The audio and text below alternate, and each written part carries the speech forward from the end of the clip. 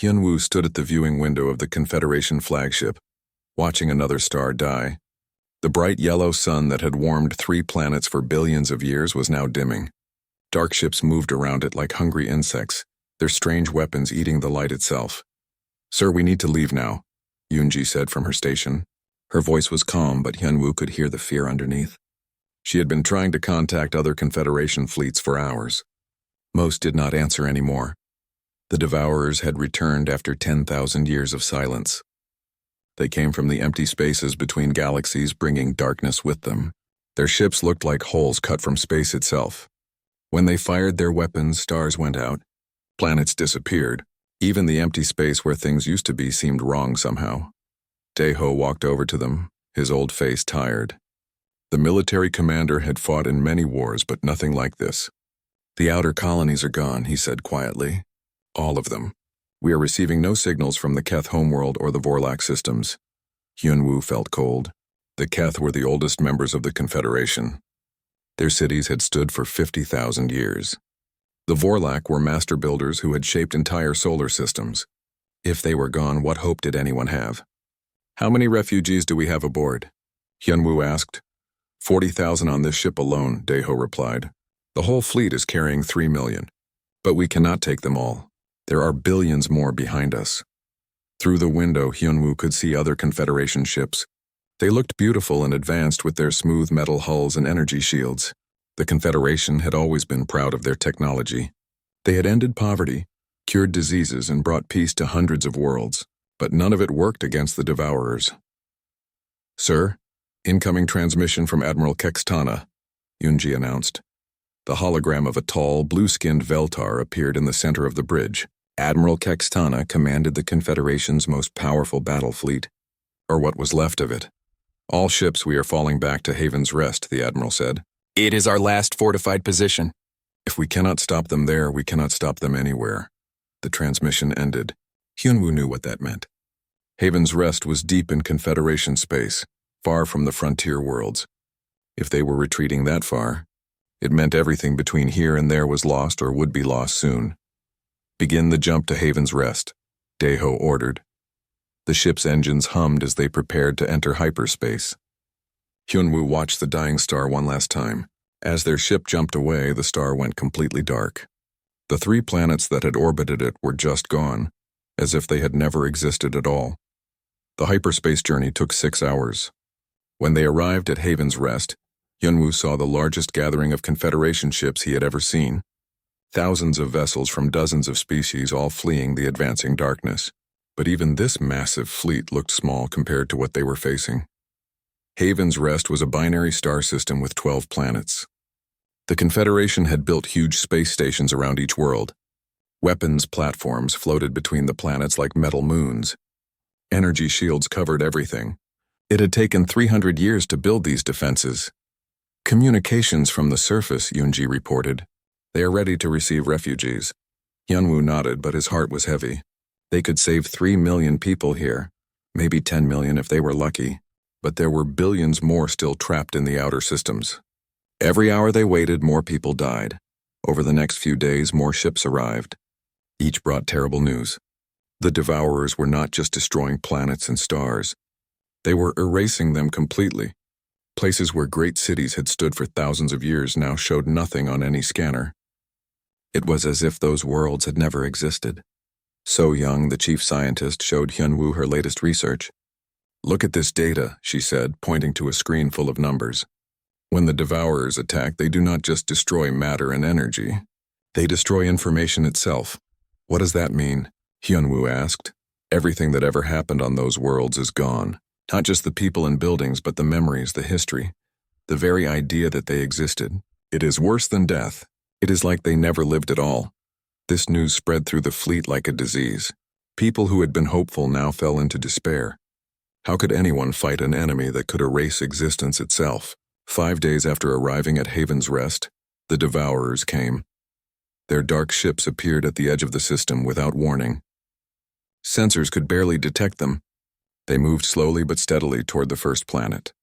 The Confederation fleet moved to intercept them. "All ships attack formation," Admiral Kextana broadcast. Thousands of Confederation vessels opened fire, Energy beams, particle cannons, and quantum torpedoes streaked toward the Devourer ships. The weapons hit their targets but did nothing. The energy simply disappeared into the dark hulls like water into a sponge. The Devourers returned fire. Their weapons reached out like invisible hands, and Confederation ships just stopped existing. Not destroyed, not blown apart, just gone. One moment a ship was there, the next moment there was empty space. Fall back to the second defensive line, the Admiral ordered. But there was nowhere to fall back to. The Devourers kept coming. Their weapons reached out and touched the first planet. Within minutes it was gone. The space stations around it vanished too. Millions of people and 300 years of work disappeared in an instant. Hyunwoo gripped the railing as their ship shook. Around him the bridge crew worked desperately, but he could see the fear in their eyes. They all knew they were witnessing the end of everything they had ever known. "Sir," Yoonji called out, her voice breaking. "I am sending out a general distress call on all frequencies. Maybe someone out there can help us." Hyunwoo nodded, though he knew it was useless. The Confederation was the most advanced civilization in the galaxy. If they could not stop the Devourers, who could? The distress signal went out into the darkness of space, carrying their final plea for help. But the galaxy was silent. They were alone. The Confederation fleet gathered around Haven's Rest like wounded animals seeking shelter. So-young worked day and night in her laboratory, trying to understand how the Devourer weapons worked. She had samples of space where their weapons had struck, though studying nothing was nearly impossible. "The readings make no sense," she told Jin-Ho, the young pilot who had volunteered to help her. His family had died when the Devourers attacked his homeworld. Now he spent his time helping the scientists, hoping to find a way to fight back. "What do you mean?" Jin-Ho asked, looking at the strange patterns on her screens. "Look at this." So-young pointed to a graph that showed impossible readings. When the Devourers fire their weapons, they do not just destroy things. They remove them from reality. The atoms, the energy, even the space itself gets eaten. Jin-Ho stared at the data. He was not a scientist, but even he could see that something was very wrong. "How is that possible?" "I do not know," So-young admitted. "But I think they are not just advanced technology. They might be something else entirely. Something that should not exist in our universe." Above them, Miran, the Confederation's Supreme Admiral, was making the hardest decisions of her life. She stood in the command center of the largest space station, surrounded by holographic displays showing the positions of every ship and every refugee camp. "Admiral, we have reports of Devourer scouts in 3 nearby systems," her aide reported. "They will reach us in 2 days, Miran nodded grimly. She had been hoping for more time to evacuate civilians. But the enemy was moving faster than expected. "Send orders to all civilian transports. They are to leave immediately for the core worlds."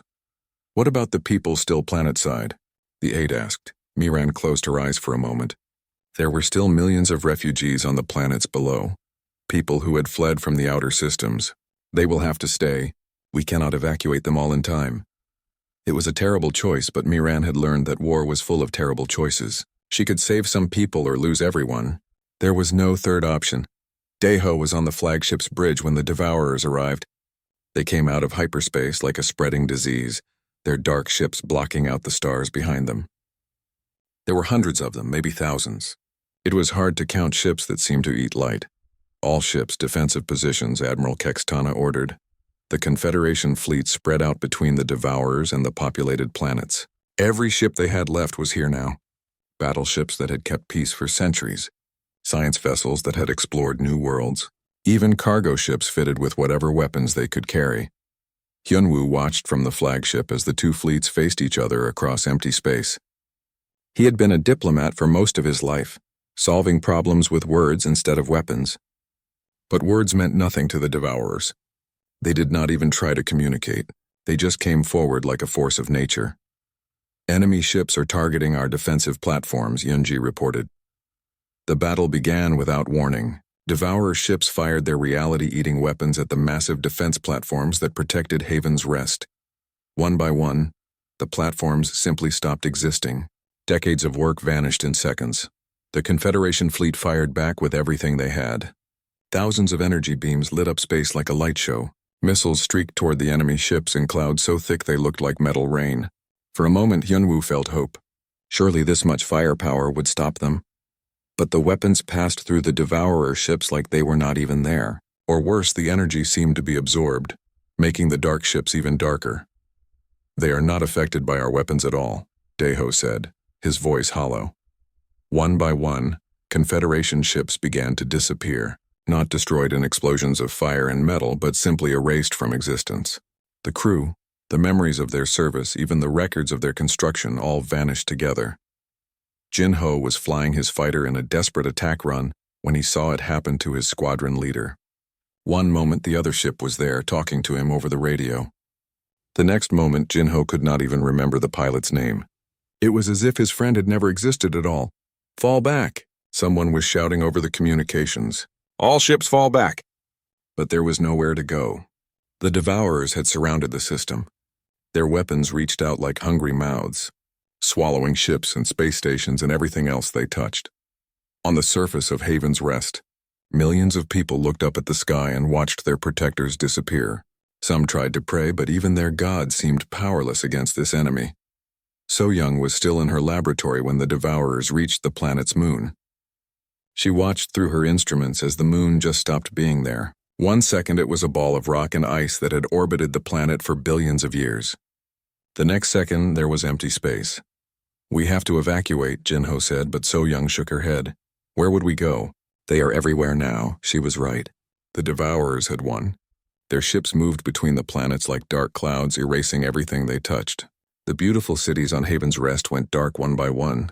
The orbital elevators that connected the surface to space simply vanished. Miran stood on her command deck and watched her life's work disappear. She had spent 50 years building the Confederation's defenses.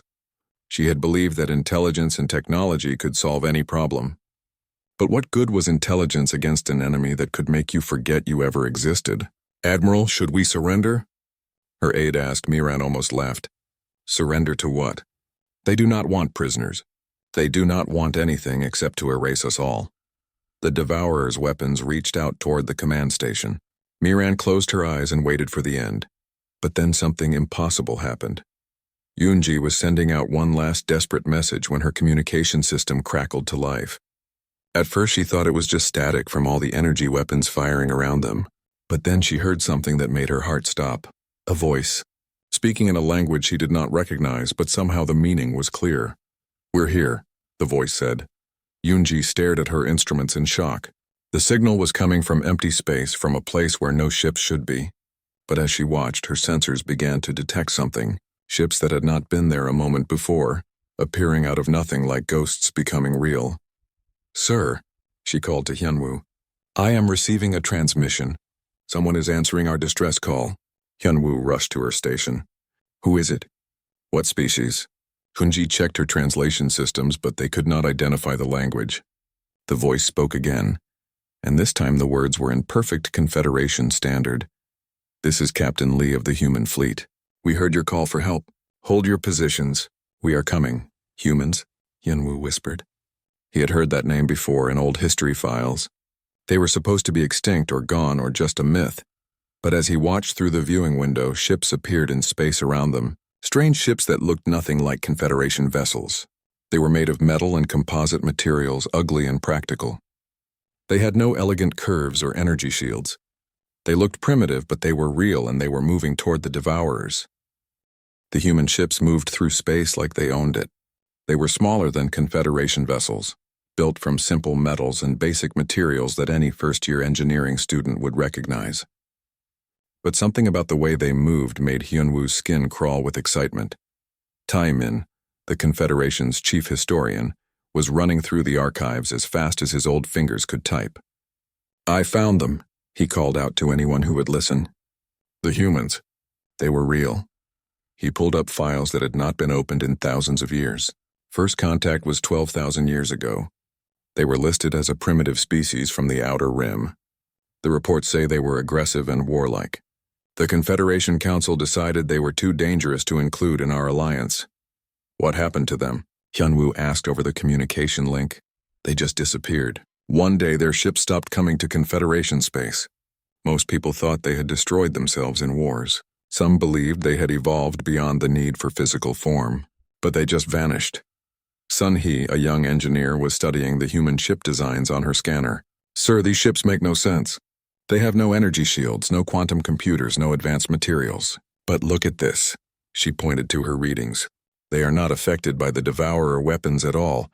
The human fleet spread out around the Devourer ships like hunters surrounding prey. There were maybe 100 human vessels compared to thousands of Devourers, but they moved with confidence that seemed impossible. This is Captain Lee. The human voice came over the communication system again.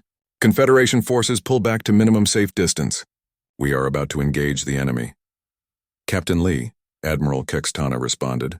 Our weapons have no effect on those ships. What makes you think yours will work? There was a pause, then a sound that might have been laughter. Admiral, we have been fighting these things for a very long time. Trust us. The human ships opened fire. Hyunwoo expected to see energy beams or particle cannons like Confederation weapons. Instead, he saw something that shocked him. The humans were using projectile weapons, metal bullets and explosive missiles, the kind of primitive technology that most species abandoned thousands of years ago. And impossibly, the weapons worked. The first Devourer ship that got hit by human gunfire shuddered and began to leak something that looked like black smoke. The second one actually exploded in a burst of dark energy that made all the nearby space twist and bend. How is this possible? So Young whispered from her laboratory. She was watching the battle through her instruments, and what she saw made no scientific sense. The human weapons were basic chemical explosives and kinetic projectiles. They should have been less effective than Confederation technology, not more. But the Devourers were definitely taking damage. Their ships were slowing down, some were falling back, and a few had actually been destroyed. Dark wreckage floated in space where Devourer vessels used to be. Wu Jin was an old Confederation soldier who had thought he had seen everything in 40 years of military service. He watched the human fighters dart between Devourer ships like insects, too small and fast to be caught. Their weapons were so primitive that they did not even show up on most targeting systems. They are using manual targeting, he realized. No computers, no guided systems. The human pilots are aiming their weapons by hand. It seemed impossible, but it was working. The human fighters were hitting targets that Confederation computers could not even lock onto. Captain Lee's ship came alongside the Confederation flagship. Through the viewing window, Hyunwoo could see the human vessel up close. It looked like it had been built in someone's garage. The hull was covered in scratches and repair patches. The weapons were mounted on simple metal brackets. But it was real, and it was winning. Confederation flagship, this is Captain Lee. Request permission to come aboard. Admiral Kextana looked around the bridge. Everyone was staring at the tactical displays showing human ships actually damaging the Devourers. Permission granted, Captain. 20 minutes later, Captain Lee walked onto the Confederation bridge. He was shorter than most Confederation species, with dark skin and gray hair. He wore a simple uniform made of basic fabric. Everything about him seemed ordinary except for his eyes, which were hard and alert. Admiral, he said with a slight bow, we apologize for being late. It took us some time to get here. Captain Lee, Admiral Kextana replied. How are your weapons able to damage the Devourer ships when ours cannot? Captain Lee smiled, but it was not a happy expression. Because we understand what they are. Your people see them as advanced technology that you need to match or overcome. We see them as a disease that needs to be burned out. He walked over to the tactical display showing the battle. Human ships were still engaging the Devourers, and the Dark Fleet was actually retreating. The Devourers exist by consuming order and information, Captain Lee explained. Your advanced weapons are full of order. Complex targeting systems, precise energy frequencies, sophisticated guidance systems. When they hit a Devourer ship, all that order gets absorbed and makes the enemy stronger. Then how do your weapons work? So Young asked over the communication link. Chaos, Captain Lee said simply. Our weapons are dumb. A chemical explosive does not care what it hits. A metal bullet follows simple physics. There is no order for them to consume, just raw kinetic energy and chemical reactions. Hyunwoo stared at the human captain. You have been fighting them all this time? For 12,000 years, Captain Lee confirmed. Ever since they first appeared in our space. We tried to warn the Confederation, but your people thought we were too primitive to take seriously. So we prepared on our own. Prepared how? Admiral Kextana asked. We stopped trying to become more advanced. Instead, we became more human. We built weapons that could work in any environment. We trained soldiers who could fight without computers or sensors. We prepared for a war against an enemy, that could turn our own technology against us. On the tactical display, the last of the Devourer ships was retreating toward the edge of the system. The human fleet followed them, not letting them escape cleanly. "This battle is won," Captain Lee said, "but the war is not over. The main Devourer fleet is still out there, and they are heading for the galactic core. If they reach it, they will consume the supermassive black hole that holds our galaxy together." "What would happen then?" Hyunwoo asked, though he was afraid of the answer. "The galaxy would come apart. Every star, every planet, every living thing would be scattered into the void. And then the Devourers would move on to the next galaxy." The bridge was silent as everyone absorbed this information. "But there is hope," Captain Lee continued. "Humans are not the only species that can fight them. We can teach you. Your people are brave and intelligent. You just need to learn to fight with chaos instead of order." Admiral Kextana looked around at her officers. They were all staring at the human captain like he was offering them salvation. Which Hyunwoo realized he was. "What do you need from us?" the admiral asked. Captain Lee's smile became more genuine. "Allies, friends, people who will stand with us when the darkness comes. Because the real battle is just beginning." Through the viewing window, Hyunwoo could see human ships patrolling the edge of the system, making sure no Devourers returned. For the first time in weeks, he felt something he had almost forgotten: hope. Dr. Park was not what So Young had expected from a human scientist. She had imagined someone primitive and crude, based on the old Confederation files. Instead, she found a woman who was sharp, curious, and surprisingly knowledgeable about advanced physics. "The key is not to fight entropy," Dr. Park explained, as they stood in So Young's laboratory. "Entropy is the natural state of the universe.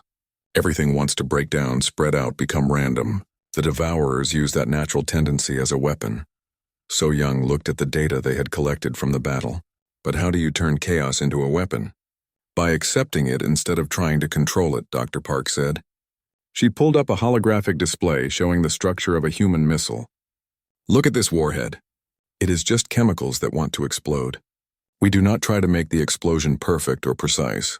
We just point it in the right direction and let physics do the work." Meanwhile, on the training deck, Woo Jin was learning human combat tactics from a gruff sergeant named Kim. The human soldier was teaching Confederation troops how to fight without relying on their advanced equipment. "Forget your targeting computers," Sergeant Kim said to a group of Veltar soldiers. "If the Devourers can eat information, they can eat your computer-guided weapons. Learn to aim with your eyes and hands." Woo Jin tried to fire a human projectile rifle at a target. The weapon was heavy and crude compared to Confederation energy weapons. It kicked against his shoulder when he pulled the trigger, and the bullet went wide of the target. "Do not fight the recoil," Sergeant Kim advised. "Work with it. The weapon wants to jump. Let it jump, then bring it back on target for the next shot." It was frustrating work. Woo Jin had been using advanced weapons for decades. Going back to basics felt like learning to walk again. But he could see the wisdom in it. A simple rifle would work even if all the power went out. Even if enemy weapons scrambled every computer on the ship. Captain Lee spent most of his time with the Confederation leadership, sharing intelligence about the Devourers that humans had gathered over thousands of years. "They are not invaders from another galaxy," he told a meeting of admirals and scientists. "They are from our galaxy, but from outside normal space-time. Think of them as antibodies from a universe where entropy has already won." Admiral Kextana studied the star charts that showed Devourer movements over the centuries. "You have been tracking them all this time?" "We had to," Captain Lee replied. "They would appear in human space every few hundred years, testing our defenses. Each time they came, we learned something new about them. Each time, we got a little better at fighting them." He pointed to a section of the galaxy map that showed no stars at all. "This region used to be full of solar systems. The Devourers consumed them during their last major offensive about 3,000 years ago. That is when we realized this was not just a local threat." "Why did they wait so long to attack the Confederation?" Admiral Miran asked. "They were waiting for you to become advanced enough to be worth consuming," Captain Lee said grimly. "The more sophisticated a civilization becomes, the more order it creates. The more order exists, the more the Devourers can absorb when they destroy it." This was a terrible thought. The Confederation's greatest achievements, their advanced technology, their peaceful society, their vast knowledge, had made them a target. Admiral Kim, the human strategic commander, was working with Confederation tacticians to plan their next moves. She was a small woman with graying hair, but when she spoke, everyone listened. The Devourers are moving toward the Galactic core in 3 main fleets, she explained, pointing to a 3-dimensional map of the galaxy. We cannot fight all 3 at once. We need to hit them one at a time before they can combine their forces. Our scouts report that each fleet has thousands of ships, Admiral Miran said. Even with human weapons, how can we fight those numbers? We do not fight their strength, Admiral Kim replied. We fight their weakness. The Devourers are perfect at consuming order, but they are vulnerable to true randomness. We hit them with chaos they cannot predict or absorb. Over the following weeks, human engineers worked with Confederation technicians to retrofit their ships. They removed the most advanced targeting systems and replaced them with simple mechanical controls. They stripped out quantum computers and installed basic electronic systems that were too crude for the Devourers to absorb. Jin Ho was one of the first Confederation pilots to test a modified fighter. The cockpit felt strange without all the advanced displays and automated systems he was used to. Instead, he had basic instruments and manual controls that looked like they belonged in a museum. It feels wrong, he complained to his human instructor. Good, the instructor replied. Wrong means unpredictable. Unpredictable means the Devourers cannot plan for it. The first real test came when Devourer scouts appeared in a nearby system. A mixed force of human and Confederation ships moved to intercept them. Hyunwoo watched from the flagship as the 2 fleets engaged.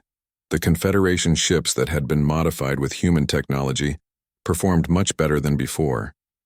Their simple weapons actually damaged the Devourer vessels, and their basic electronic systems were not affected by the enemy's information-eating attacks. But more importantly, the Confederation crews were learning to think like humans. Instead of following precise battle plans, they improvised. Instead of relying on computers, they trusted their instincts. Instead of trying to impose order on the battle, they created controlled chaos. It is working, Yunji reported as she watched the tactical display. The enemy ships are retreating, but Captain Lee was not celebrating yet. This was just a scouting force. The real fleets are still coming. Dr. Park had been working on something special in her laboratory. She called it a chaos bomb, a weapon that would create a field of pure randomness around enemy ships. The theory is simple, she explained to So Young. If the Devourers feed on order, we starve them. This device creates a zone where the laws of physics become temporarily random. Nothing works the way it is supposed to. Is it safe? So Young asked. Dr. Park laughed. Safe? No, it is completely insane. That is what makes it perfect. Young-soo, a human engineer, was working with Confederation technicians to build these new weapons. He was young for a human, but he had grown up hearing stories about the Devourer War. To him, fighting impossible odds was normal. The key is not to think too hard about it, he told his alien colleagues. If you try to make it perfect, it stops being chaos. Just build something that barely works and hope for the best. This was a difficult concept for Confederation engineers to accept. They had spent their whole careers making things elegant and efficient. Building crude, barely functional weapons felt like going backward, but it worked. When they tested the chaos bombs on captured Devourer technology, the results were spectacular. The enemy devices simply stopped functioning, as if they had forgotten how to exist. We might actually have a chance, Admiral Kekstana said as she reviewed the test results. Captain Lee nodded, but his expression was serious. The small battles, yes, but the main Devourer fleet is different. It has been growing stronger for 12,000 years. When it reaches the galactic core, all our chaos weapons might not be enough. Then what do we do? Hyunwoo asked. We do what humans have always done, Captain Lee replied. We refuse to give up and we make up the plan as we go along. It was not the most reassuring answer, but somehow it made Hyunwoo feel better. For the first time in his life, he was part of a war effort that did not depend on having the perfect plan or the best technology. They were going to win through stubbornness and improvisation. It was a very human way to fight a war. The journey to the galactic core took 3 weeks. The combined human Confederation fleet was the largest force ever assembled, but it still looked small compared to what waited for them. Long-range scouts reported that the main Devourer fleet had reached the center of the galaxy and was beginning to attack the supermassive black hole itself. Young-soo worked without sleep for the last week of the journey, building the largest chaos bomb ever attempted. It was the size of a small moon, assembled from parts contributed by every ship in the fleet. The device was so unstable that it had to be towed behind the fleet at a safe distance. "Are you sure this will work?" HFY asked him. She was a Confederation pilot who had volunteered to fly the delivery mission. Everyone knew it was probably a one-way trip. "No," Young-Soo said honestly. "I am not sure of anything. But that is the point. If I cannot predict what it will do, neither can the Devourers." Commander Choi, the human fleet commander, was studying tactical displays with Admiral Tana. The Devourer force was enormous, thousands of ships arranged in perfect geometric patterns around the galactic core. They were feeding on the black hole's energy, growing stronger every minute. "If they finish what they are doing, the galaxy will start to come apart," Admiral Tana said. "How long do we have?" "Maybe hours," Commander Choi replied. "We cannot wait for reinforcements or better weapons. This is our only chance." The plan was simple, which made it properly chaotic. The fleet would attack from multiple directions at once, creating as much confusion as possible. While the Devourers were distracted, HFY would fly the chaos bomb into the center of their formation and detonate it. "Remember," Captain Lee broadcast to all ships, "do not try to fight like Confederation forces. Do not try to fight like humans. Fight like yourselves but without rules. Make it up as you go. Be unpredictable." The battle began at maximum range. Both fleets opened fire across millions of kilometers of space. The Devourers used their reality-eating weapons, creating holes in space itself. The Allied fleet responded with a mixture of human projectile weapons and modified Confederation technology. Hyun-woo watched from the flagship's bridge as the battle unfolded. It was unlike any space battle in recorded history. There were no neat formations or precise maneuvers. Ships from both sides moved in seemingly random patterns, dodging and weaving through fields of weapons fire. The Confederation ships that had been modified with human technology were holding their own, but the pure human vessels were the real surprise. They moved through the enemy weapons fire like they were dancing, always a step ahead of the Devourers' targeting systems. "How do they do that?" Yoonji asked as she watched a human destroyer slip between two Devourer weapons beams that should have destroyed it. "They are not following any plan," Daeho realized. "Each captain is making decisions independently. The Devourers cannot predict their movements because the humans do not know what they are going to do until they do it." But even with their advantage, the Allied fleet was outnumbered 10-1. Ships were being destroyed faster than they could be replaced. The Devourers were adapting to the chaotic tactics, learning to fight unpredictability with raw, overwhelming force. "We need that chaos bomb deployed now," Commander Choi broadcast. HFY was already flying toward the center of the Devourer formation. Her ship was a modified Confederation fighter with all the advanced systems stripped out. She was flying by instinct and manual controls, dodging enemy fire through pure skill and luck. Behind her, Young-Soo's chaos bomb drifted on its preset course. The massive device was surrounded by escort ships, but they were being picked off one by Devourer interceptors. "I am taking heavy fire," HFY reported. "I do not know if I can reach the target." "Keep going," Young-Soo replied over the radio. "The bomb does not have to be perfectly positioned. Close enough is good enough." Jin-Ho was flying escort for the chaos bomb when he saw HFY's fighter take a direct hit. Her ship began to tumble, but somehow she kept it flying. Half her weapons were gone and her engines were failing, but she continued toward the target. "She is not going to make it," Jin-Ho said to himself. Then he made a decision that surprised him. He broke formation and flew directly toward the Devourer ships that were chasing her. It was a crazy move that no Confederation pilot would have attempted. Jin-Ho had no plan except to cause as much chaos as possible. He fired everything he had at the nearest Devourer ship, then rammed it when his weapons ran out. The explosion distracted the other enemy ships long enough for HFY to reach the deployment zone. "Chaos bomb away," she reported. Then her transmission cut to static as her ship was finally destroyed. The bomb drifted into the center of the Devourer formation and detonated. What happened next was impossible to describe. The chaos field expanded outward like a bubble of pure randomness. Inside the field, the laws of physics became suggestions instead of rules. Devourer ships found themselves moving backward through time, or sideways through dimensions that did not exist, or simply forgetting how to be ships at all. But the chaos affected everything in the field, including Allied vessels. Ships from both sides began behaving in ways that made no sense. Some turned into pure energy, Others became solid gold, and a few simply started singing opera in languages that had never been invented. "What have we done?" So Young whispered as she watched the readings from her instruments. The chaos field continued to expand, but something strange was happening at its edges. Instead of dissipating, it was stabilizing into something new. The random physics was settling into patterns that were almost familiar, but not quite. Young Su was studying the phenomenon from the flagship when he realized what was happening. "It is not just creating chaos," he said excitedly. "It is creating possibility. Every random change in the field represents a different way the universe could work." Dr. Park understood first. The Devourers cannot consume possibility itself. They can only eat things that actually exist, but inside that field, everything exists and nothing exists at the same time. The Devourer ships trapped in the chaos field were experiencing something they had never encountered before. They could not absorb the energy or information around them because it kept changing into something else.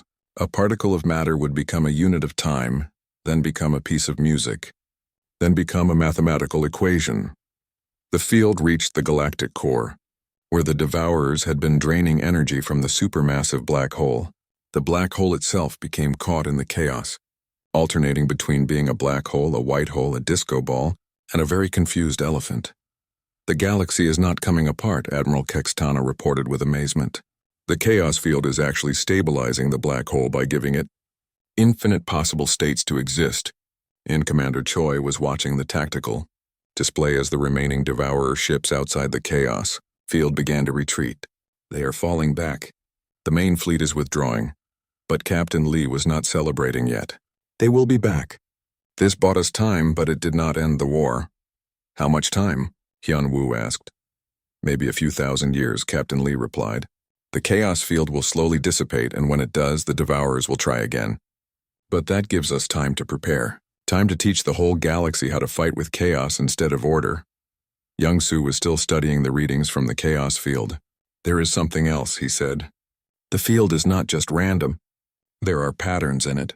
It is like the universe is trying out new ways to exist." "Wait, what does that mean?" So Young asked. "I think," Young Su said slowly, "that we just taught the universe how to defend itself." The fleet began the long journey home, leaving automated monitoring stations to watch the chaos field.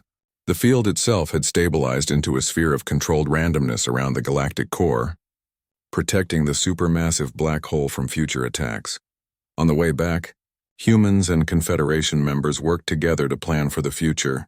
They would need to rebuild their fleets with chaos technology. They would need to train new generations of soldiers and pilots to fight without relying on predictable systems. Most importantly, they would need to remember that sometimes the best solution was not the most advanced one. Hyunwoo stood at the viewing window of the flagship, watching the stars. For the first time in months, the galaxy felt safe, not because they had perfect defenses or unbeatable weapons, but because they had learned something important. Sometimes being unpredictable was better than being perfect. Sometimes being human was better than being advanced. And sometimes when someone calls out in the darkness, the best answer is simply, "We're here." The war was not over, but the galaxy would be ready when the Devourers returned. Because now they knew how to fight not just with technology but with hope, stubbornness, and the refusal to accept that defeat was inevitable. It was a very human way to save the universe.